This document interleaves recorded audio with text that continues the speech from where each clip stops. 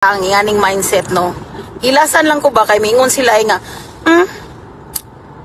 katabang daw, mi katabang. Katabang ha, katabang.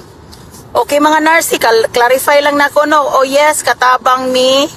Nag-OFW mi, mga housekeeping, among trabaho nani mi, yes. There's nothing wrong with the word katabang.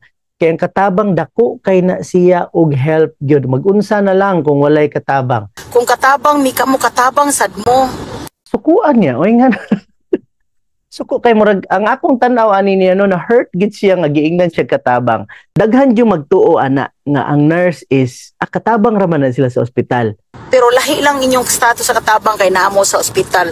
So ayaw mo paghilas-hilas og sulti diri namo nga as a housekeeping or nani kay pareho ratang mga katabang. Okay? Ang inyong katabang naalang mo sa ospital. So, mauro na. Thank you so much. Ay pagilas-hilas ha. Ay gyud pagilas-hilas. Kay dagko pa migsweldo ninyo.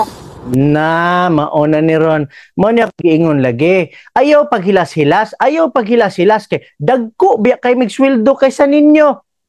Mauna na Ron. Mao na giingon nga basta di lang kita maghilas-hilas. Di lang ta maghilas-hilas pero moingon ta nga mas dako.